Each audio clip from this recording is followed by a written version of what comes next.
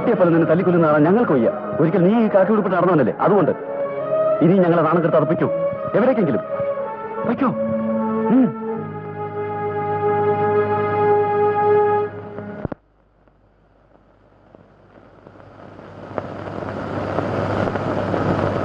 എന്താ നിങ്ങൾക്ക് വേണ്ടത്? എനിക്ക് ഉഷയൊന്ന് കാണണം. വേണ്ട, മുംബൈ പോലീസുകാരെ എനിക്കിഷ്ടമല്ല. എന്റെ മകളുടെ സാക്ഷ്യത്തിൽ വഴങ്ങി ഞാൻ സമ്മതിച്ചെന്നേ ഉള്ളൂ. ഇനി അത് പറ്റില്ല. എനിക്ക് ചിലത് പറയാനുണ്ട്. കേൾക്കണ്ട. മേലാൽ അവളെ അന്വേഷിച്ച് നിങ്ങൾ ഈ വീട്ടിൽ വന്നു പോകരുത്. ആ ബന്ധം നടക്കില്ല. നടക്കും സാർ. നിങ്ങളുടെ മകൾക്ക് ഇഷ്ടമാണെങ്കിൽ തീർച്ചയായിട്ടും നടക്കും. ഇല്ല, അവളുടെ അച്ഛൻ ഞാനാണെങ്കിൽ തീർച്ചയായിട്ടും നടക്കില്ല. താൻ എന്തിനാ ഭാവം? എനിക്ക് ഉഷയോട് സംസാരിക്കണം. അവളെ കണ്ടിട്ടേ ഞാൻ പോകൂ. അവളുടെ അച്ഛനെ ധിക്കരിച്ച് തന്നെ സ്വീകരിക്കുമെന്ന് കരുതണ്ട. അങ്ങനെ ഒരു മകൾ എനിക്കില്ല. ഉഷ ഇത് കേട്ടില്ലേ? ഇനി എന്ത് കേൾക്കാൻ? ജാമ്യത്തിലല്ലേ ഇയാൾ ഇറങ്ങി വന്നത്? കേസ് കിടപ്പല്ലേ?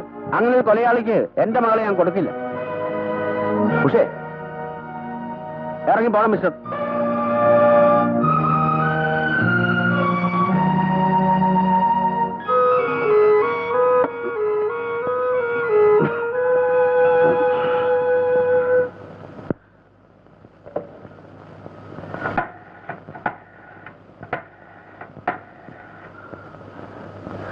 എടാ, നീ വിശ്വസിച്ചാലും ഇല്ലെങ്കിലും ശരി, ഞാനൊരു കുറ്റവും ചെയ്തിട്ടില്ല.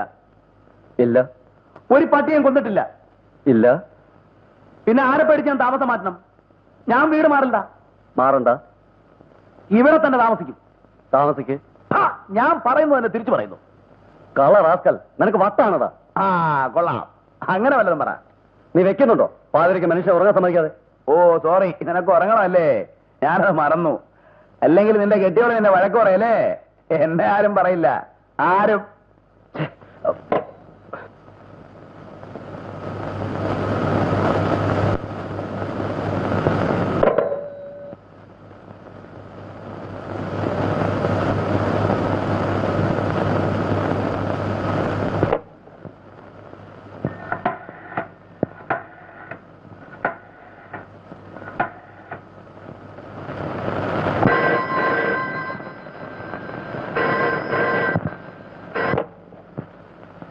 ഹലോ, ആരാ? നിന്റെ തണ്ട. എന്തായി പറയുന്നത്? ഇപ്പോഴോ? ആരാ ചേച്ചി? അത് ജ്യോതി പോയി കിടന്നോളൂ.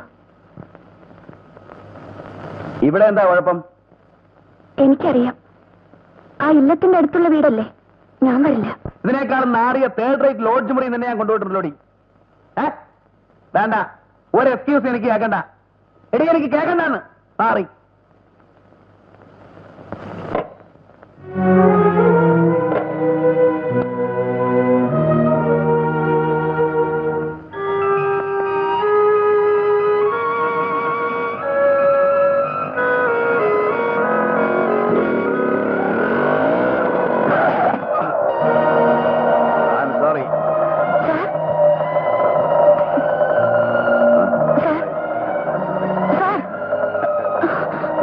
കയറൂ.